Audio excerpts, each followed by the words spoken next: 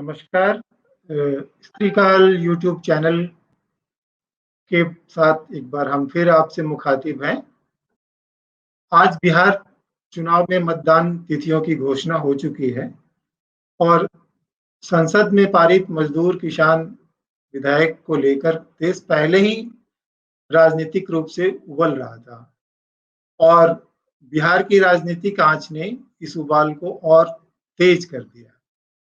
पिछले करीब 30-40 वर्षों से बिहार की राजनीति ने केंद्र की राजनीति को भी प्रभावित किया है और बिहार की राजनीति खुद सामाजिक न्याय के दायरे के इर्द-गिर्द घूमती रही है। सामाजिक न्याय की जो लकीर है, इस लकीर के दोनों ओर के लोग इस सामाजिक न्याय की आँच महसूस करते रहे। किसी के लिए यह आँच अतीत में उनके साथ किए गए ज्यादतियों, अत्याचार से लगे चोट से उभरे दर्द को से निजात पाने के लिए एक सेक की तरह है, तो किसी के लिए यह एक ऐसी आँच जो उसको झुलसाती है। पर सामाजिक न्याय की का कारवां तमाम किंतु परंतु और अवरोधों के बावजूद आगे बढ़ता चला है और इसने अब तक क्या हासिल किया और इसके सामने क्या चुनौतियां हैं, इसको लेकर आज हमारे साथ हैं राज्यसभा के सांसद, राजद से सांसद प्रोफेसर मनोज झा।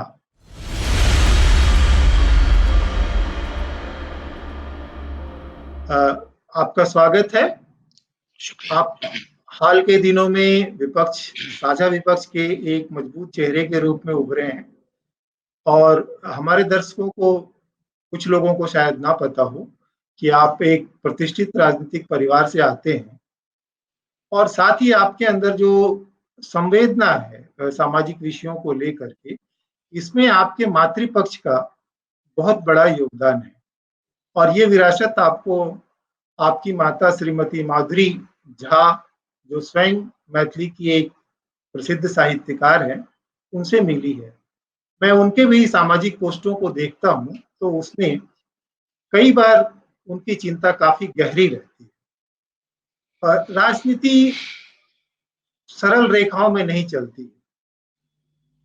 तो आप चूँकि इस राजनीति से काफ़ी नज़दीक से जुड़े हैं और कितनी मुश्किलें, कितनी गाँठें जिनको खोल करके इस धारा को आगे बढ़ाना पड़ता है, इस सब के बारे में हम आपसे जानना चाहेंगे। तो आपका स्वागत है शुक्रिया प्रोफेसर विनय मनोज। जी।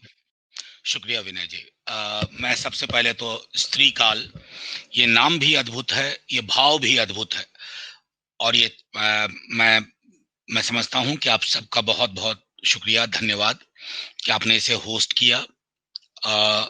देखिए, एक चीज तो स्पष्ट है कि देश एक बहुत ही विपरीत परिस्थिति से गुजर रहा है। मैं किंतु परंतु के बगैर ये कहना चाहूंगा कि जो हालात हैं अभी देश में, ये बड़ा मुश्किल सा होता जा रहा है कि आप सच के पक्ष में खड़े हो, क्योंकि अर्ध सत्य, झूठ सच पे हावी हो रहा है और वो हावी होना हम सिर्फ चंद दायरों तक नहीं देख रहे हैं। संसद एक बेजान इमारत के रूप में तब्दील की जा रही है। संसद में विपक्ष अगर जन सरोकार के मुद्दों को लेके आता है तो उसके बारे में जैसे लगता है कि विपक्ष को ऐसे बताया जाता है कि अवरोधक है। और आज दुख के साथ ये कहूं कि जिस दिन संसद में आपने किसान मजदूर बिल का जिक्र किया, किसान वाले बिल को लेकर के आप सब जानते हैं क्या हुआ। सिलेक्ट कमेटी को लेकर के भाजपा के साथियों के पास नंबर नहीं थे। सिलेक्ट कमेटी, मैं खास तौर पे इस बात को इंगित कर रहा हूं, बाकी अमेंडमेंट्स में वेरिएशन हो सकता था, लेकिन उनको इस बात का जब आभास हुआ तो उन्होंने पूरी प्रक्रिया को एक गैर संसदीय लोकतंत्र वाली संवेदनाओं के समक्ष के संदर्भ में रख दिया। उसके बाद ये आश्चर्य होगा इस देश को जब आगे इतिहास लिखा जाएगा कि 3 महत्वपूर्ण कोड जो हमारे मजदूर भाइयों से, बहनों से रिलेटेड थे, उसको आपने विपक्ष की अनुपस्थिति में ध्वनि मत से पारित कर लिया। अब ये ध्वनि मत, इतनी बुरी ध्वनि आप किसानों को बता रहे हैं। इतनी बुरी ध्वनि जो लोकतंत्र के संवेदनाओं को चोट करती है, मजदूरों को बता रहे हैं। और ऊपर से विज्ञापन पूरे पूरे पन्ने का देश में निकाला जा रहा है, हर अखबार में, हर जुबान में, कि साहब विपक्ष गुमराह कर रहा है। मैंने पहले भी कहा था, सदन में कहा था, कि साहब आपने तो राहें गुम कर दी हैं, तो गुमराह कोई कैसे कर सकता है। बहरहाल, आपका संदर्भ सामाजिक न्याय से था, और मैं समझता हूं कि सामाजिक न्याय एक निरंतर चलने वाला कारवां है। इसका कोई एक प्रस्थान बिंदु तो जरूर है, लेकिन गंतव्य कभी निर्धारित नहीं होता है। गंतव्य हमेशा बदलता रहता है, तात्कालीन सरोकारों से, तात्कालीन संदर्भों से। मैं एक टिप्पणी करके फिर अगले सवाल का इंतजार करूंगा। संभवतः हम सब एक ही दौर में रहे होंगे, बिहार में और उत्तर भारत में। कई लोगों को बहुत कष्ट हुआ, हो सकता है उनके कष्ट के पीछे उनके कारण हो, लेकिन हमने अपने गांव समाज में सत्ता का व्याकरण बदलते देखा है। हमने चौखट से लेकर के चारपाई तक कौन कहाँ रहेगा, वो पूरे वो पूरी तस्वीर बदलते देखी है। हमने विधानसभा का कलेवर बदलते देखा, हमने विधानसभा का चरित्र बदलते देखा है। और न सिर्फ बिहार विधानसभा का, जाहिर तौर पर कोई भी वर्ग जो 20, 25, 30 वर्ष से वो विधानसभा के उस चरित्र पे हावी था, उसे कष्ट होगा। लेकिन अगर समाज को, सभ्यता को आगे बढ़ना है, तो आपको ये तय करना होगा कि वो संख्या बल जो हमारी विधानसभाओं से नदारद थे, वो आवाजें जिनका जिक्र नहीं होता था, वो आवाजें सदन तक पहुंची। कई प्रयास हुए जो बहुत बेहतर हुए। और मैं एक टिप्पणी करके खत्म करूंगा इसको, कि अभी हमारे leader of opposition Tejashwi ji ने कहा कि सामाजिक न्याय के कुछ सरोकार थे, कुछ मंजिलें हासिल हुई, कुछ नहीं हुई, लेकिन अब हमारे लिए प्राथमिकता सामाजिक न्याय की उन बची हुई मंजिलों के अलावा आर्थिक न्याय की है।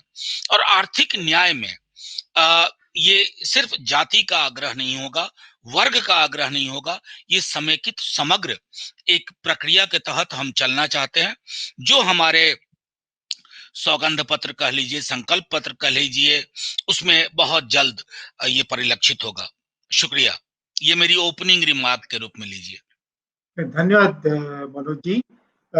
जब हम देखते हैं कि सामाजिक न्याय की बात होती है, तो एक रेफरेंस पॉइंट कहीं ना कहीं दक्षिण में जो सोशल जस्टिस मूवमेंट जो पेरियार का चलता है, और तो वहां पे हम ये देखते हैं कि उनका जो कंसर्न था वो सोशल ज्यादा था, पॉलिटिकल कम था।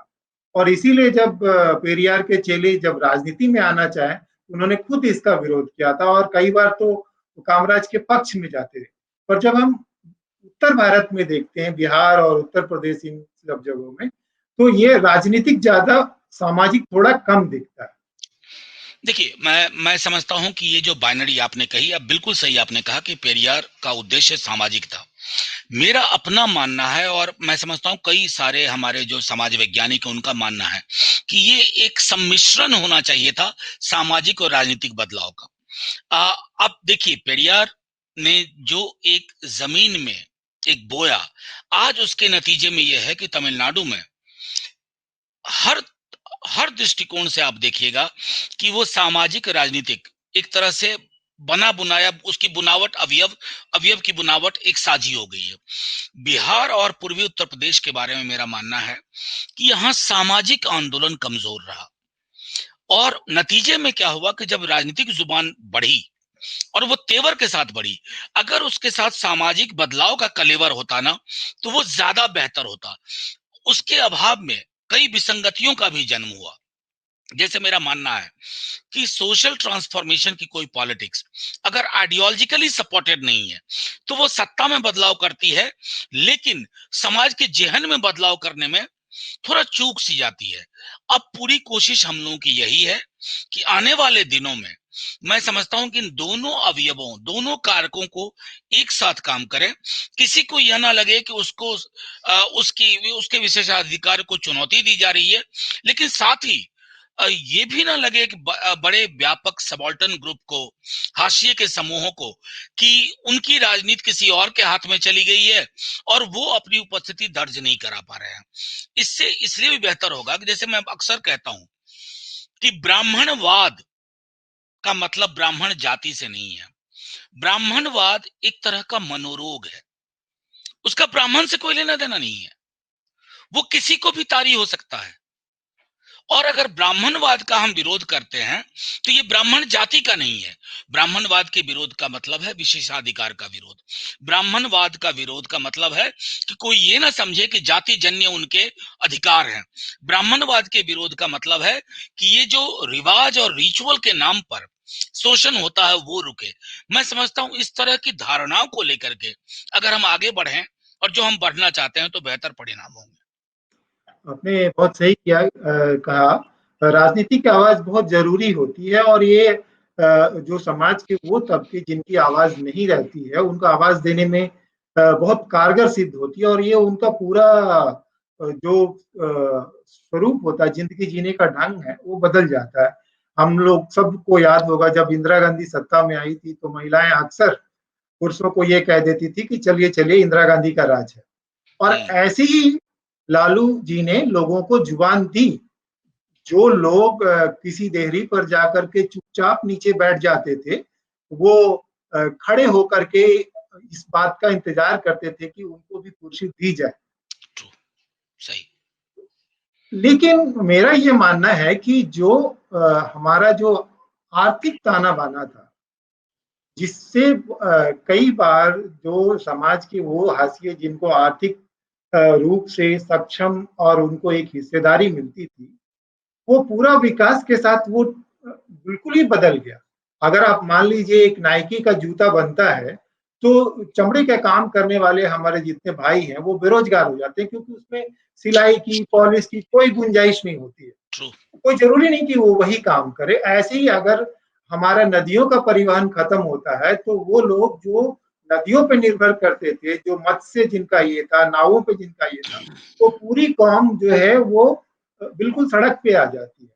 लालू जी ने एक प्रयास ज़रूर किया था, जो चरवाहा विश्वविद्यालय विद्यालय और रेलों में मिट्टी के कुल्हड़ के इस्तेमाल की।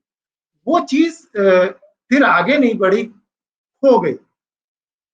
और इसको लेकर के सामाजिक न्याय के पक्ष में खड़ी पार्टियां भी कोई गहन चिंतन करती नहीं नजर आती है। इसको लेकर के आप क्या कहना चाहिए? देखिए, एक विनय जी मैं आपके माध्यम से स्पष्ट कहूं, लालू जी का जब उनका कार्यकाल शुरू हुआ ना, बहुत क्रांतिकारी परिवर्तन हुए। आपने चरवाहा विद्यालय का जिक्र किया। मैं आपके तमाम दर्शकों को बताना चाहता हूं कि बिहार में जो भी विश्वविद्यालय बने नए, वो उनके दौर में बने। हम सब आप जानते हैं कि उन्होंने शिक्षकों की जब नियुक्ति की ना, तो वो बिहार पब्लिक सर्विस कमीशन से की, गुणवत्ता के आधार पर की। कई मेरे दिल्ली विश्वविद्यालय में मेरे साथ पढ़ने वाले मेरे दोस्त आज वहां शिक्षक हैं। तो लालू जी ने उन चीजों पे कभी कॉम्प्रोमाइज नहीं किया। जो एक आपने कहा कि लालू जी ने, और या जैसे इंदिरा जी को लेकर लोग कहते थे कि लालू जी को लेकर के अक्सर लोग कहते थे कि इस आदमी ने पूरी की पूरी राजनीति बिहार की उसको ऐसे बदल दी है कि पहले की तरह अब कभी नहीं हो पाएगी। कहने का मतलब, जो लोग महज एक वोटर के रूप में किए जाते थे कि इसका वोट ले लेना है, उसे वोट चाहिए नहीं, ले लेना है, उस व्यक्ति ने खुद को एक प्रतिनिधि के रूप में देखना शुरू किया। प्रशासनिक इकाइयों में भी ये आवाज पहुंचनी शुरू हुई। ये कहीं ना कहीं लोगों के लिए चिंता का विषय बना। मैं पूरी ईमानदारी से कहता हूं कि अक्सर देखा गया है, सिर्फ यही नहीं, दुनिया के अलग अलग देशों में, लैटिन अमेरिकी देशों में, अफ्रीकी देशों में, जब आप बहुत आमूलचूल परिवर्तन की वकालत करते हैं और उन वैचारिक जगहों पर लोग आपसे लड़ ना पाए, आपका विरोध ना कर पाए, तो वो आपको दूसरी तरह से डेमोनाइज करने की कोशिश करते हैं, दानवीकरण करने की कोशिश करते हैं, जो लालू जी के साथ हुआ। मैं उसमें और नहीं जाना चाहता, लेकिन मैं इतना आपसे जरूर कहना चाहूंगा आपके माध्यम से कि हम सब जान रहे हैं कि हिंद आज 90 के बाद जो एक नव उदारवादी प्रस्थापनाओं के पक्ष में एक तरह का कंसेंसस बना गया, जहां वामपंथी दल भी उसके सामने या तो कोर्निश कर बैठे या चुपचाप इग्नोर करके किनारे पर कर बैठे। अभी कोरोना पेंडेमिक ने आपको तकरीबन 30 वर्ष बाद आईना दिखा दिया है, केंद्र को, राज्य की सरकारों को। कोरोना पेंडेमिक ने आपको बता दिया है कि जो भी लड़ाई हुई है वो पब्लिक हेल्थ इंफ्रास्ट्रक्चर से हुई है।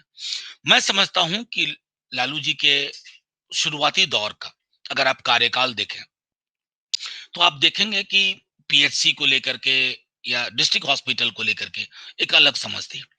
नीतीश जी जब आए, मतलब मैं इसमें आज इसको मैं क्रिटिकल पॉलिटिकल डिस्कोर्स में तब्दील नहीं करना चाहता हूं, लेकिन उन्होंने प्राइवेट हॉस्पिटल्स नर्सिंग होम्स की मशरूमिंग में मदद की। मैं आपके दर्शकों को कहना चाहूं कि मार्च के आखिरी हफ्ते से वो तमाम प्राइवेट हॉस्पिटल्स या नर्सिंग होम्स लगभग बंद हैं। वो नहीं लड़ना चाहते हैं कोरोना से, वो इनकेपेबल हैं। उनके लिए बाजार के सरोकार ज्यादा महत्वपूर्ण है। मैं समझता हूं कि ये हम सबको अब तय करना होगा कि जो हमने तय किया नव उदारवाद के संदर्भ में, उसको रिविजिट करने की जरूरत है। अन्यथा ये देश, क्योंकि अभी के मैं किसान और मजदूर वाले बिल को अगर इसके साथ जोड़ दूं तो ये स्पष्ट है कि हमने तय कर लिया है कि 5 समृद्धि के टापू जो इशारा करेंगे उनके इरादे से सरकार या सरकारें चलेंगी, लेकिन उनके इरादे और इशारे से देश की सांस फूल रही है, आम इंसान की सांस फूल रही है। हम किसी भी दल में हों, हमारा कम से कम इतना कॉमन मिनिमम सरोकार होना चाहिए जहां हम ये कहें कि एजुकेशन और हेल्थ को हम बाजार के हाथ गिरवी नहीं रखेंगे। आपने बहुत सही बात उठाई है। मैं जो हाल के दिनों में जो राजनीति जिस हिसाब से चल रही है और उसमें कुछ जो खतरनाक प्रवृत्तियां आई हैं, वो है कि राजनीति आजकल पॉलिटिकल मैनेजर्स के हाथ में ज्यादा जा रही है और वो लोग ज्यादा सामने आ रहे हैं जो आज ऑडियो विजुअल माध्यम जो हमारा है इसके ज्यादा मुफीद है। मतलब उन टीवी पे अच्छा प्रेजेंस होता है, उनको अच्छा बोलते हैं और जो सेलेबल है और वो लोग जो सामाजिक आंदोलनों से जुड़े हैं, जिनके चेहरे उतने खूबसूरत नहीं है, जो अच्छी भाषा में अपनी बात मजबूती से नहीं रख सकते हैं, उनकी उपस्थिति बहुत कम हो रही है। और इसका नतीजा ये हो रहा है कि एक नेता को हम देखते हैं कि आज वो इस दल का प्रवक्ता है और अगले शाम वो दूसरे दल का प्रवक्ता है और इसमें कोई तकलीफ भी नहीं होती है। दूसरी बात ये जो होती है कि जो प्रवक्ता हैं वो इस काम को बिना किसी वैचारिक प्रतिबद्धता के एक आर्थिक उपक्रम की तरह लेते हैं और वो ये जानते कि ये नौकरी की तरह लेते हैं कि मेरी नौकरी चली जाएगी, जो भी मुझे कहा जाएगा वैसे ही वो मुझे कठपुतली की तरह नाचना है। उनका कोई राजनीतिक सरोकार नहीं होता है, कोई प्रतिबद्धता नहीं होती है, ना जनता के प्रति, ना पार्टी के प्रति, ना समाज के प्रति। देखिए विनय जी, एक बात बहुत अच्छी आपने कही। मैं अक्सर खुद भी परेशान रहता हूं। अक्सर चुनाव का वक्त आता है तो लोग कहते हैं कि हम आपका ये कैंपेन चला देंगे, ये हम इमेज मेकओवर देंगे, हम इवेंट मैनेजमेंट में, मतलब आप यकीन नहीं मानेंगे, मैं दिन में कम से कम 20 फोन रिसीव करता हूं और मेरा एक स्टैंडर्ड जवाब होता है, उसका जिक्र नहीं करूंगा। छवि प्रबंधन जिसको कहते हैं कि इमेज मैनेजमेंट, ये इस मुल्क में आ, काफी एक बिजनेस के रूप में आ गया है। अब ये इमेज मैनेजमेंट क्या चीज है? ये मूलतः अगर मैं कहूं तो ये कैपिटलिज्म का एक ऐसा स्वरूप है जिसमें कैपिटल ये सोचता है या कैपिटल के लीवर्स ये सोचते हैं कि डेटा कुछ भी कहे, एविडेंस कुछ भी कहे, वो एक परसेप्शन ऐसा बना देंगे जो परसेप्शन सत्य और हकीकत पे भारी पड़ जाएगा। ऐसा हुआ भी है, मैं इनकार नहीं करूंगा। पोस्ट ट्रुथ जिसको हम कहते हैं सत्यातीत दौर, सत्यातीत दौर में एक चीज होती है कि सत्य जब तक जूते पहन रहा होता है, झूठ पूरी दुनिया का चक्कर लगा चुका होता है। मैं थोड़ा उसका हिंदी अनुवाद करके कह रहा हूं। अब या तो है कि आप छवि प्रबंधन वाले पॉलिटिकल इकोनॉमी में घुस जाएं या आप उसको चैलेंज करें। मेरा अपना मानना है, मेरे दल के कई लोगों का मानना है कि ये राजनीति वैचारिक राजनीति नहीं है, जहां बाजार को एक दे दें कि तुम मेरा इमेज मेकओवर करो। ऐसा मैं आपको कई उदाहरण दे सकता हूं, साउथ से लेकर के खुद हमारे मुख्यमंत्री जी इसके बहुत बड़े अद्भुत उदाहरण है। वो छवि छवि की बात करते हैं लेकिन मुजफ्फरपुर का जिक्र नहीं करेंगे, बालिका गृह का। वो छवि की बात करेंगे लेकिन मजदूर जो सड़कों पे उनकी पीड़ा और उनका खून हमने देखा, उसकी बात नहीं होती है। बहरहाल, लेकिन इमेज मैनेजमेंट ये अगर आईआईएम के ग्रेजुएट्स करने लगे। दूसरी बात जो आपने कही, वैचारिकता का अभाव मुझे व्यक्तिगत तौर पे कष्ट देता है, सामूहिक रूप से। मैं पिछले सत्र की बात कर रहा हूं, अचानक मैंने देखा कि राज्यसभा के हमारे कुछ साथी रातों रात इधर से उधर चले गए। मैंने एक शेर सदन में पढ़ा था, उसी का दम है इस जमाने में, जो इधर का दिखता रहे उधर का हो जाए। मतलब कुछ पता ही नहीं चला। कल शाम तक हम एक नोटिस साथ में साइन कर रहे हैं सरकार के खिलाफ, और अगले दिन सुबह देख रहे हैं कि उनको कार्यालय में, बीजेपी कार्यालय में माला पहनाई जा रही है। अगर राजनीति का ही, अच्छा कई लोग इसके पीछे कारण भी देते हैं, मैं ईमानदारी से कहूं कि नेशनल मूड ऐसा है। अरे साहब, मैं उस देश का नाम ले लूं जिसका नाम जर्मनी है। वहां 33 से लेके 45 तक नेशनल मूड अलग तरह का था। लोग उस समय के जो वहां के महत्वपूर्ण किरदार थे, वहां के चांसलर हिटलर साहब, गोइबल्स, हिमलर, उनके बारे में कोई, उनके खिलाफ कोई सुनना नहीं चाहता था। और आज वही मुल्क है, उनके बारे में कोई सुनना नहीं चाहता। वैचारिकता बहुत आवश्यक है और इसको जीत हार से नहीं जोड़ना चाहिए। मेरा मानना है कि हम चुनाव हार जाए, लेकिन देश के हारने में शरीके गुनाह नहीं होना चाहिए, क्योंकि देश निरंतर चीज है। सरकारें आती हैं, सरकारें जाती हैं। बहुत लोकप्रिय नेताओं को हमने पूरी दुनिया में देखा है। लोक और प्रिय के बीच में हाइफन लगने में देर नहीं लगता। मैं इतना कह करके अपनी बात खत्म करता हूं।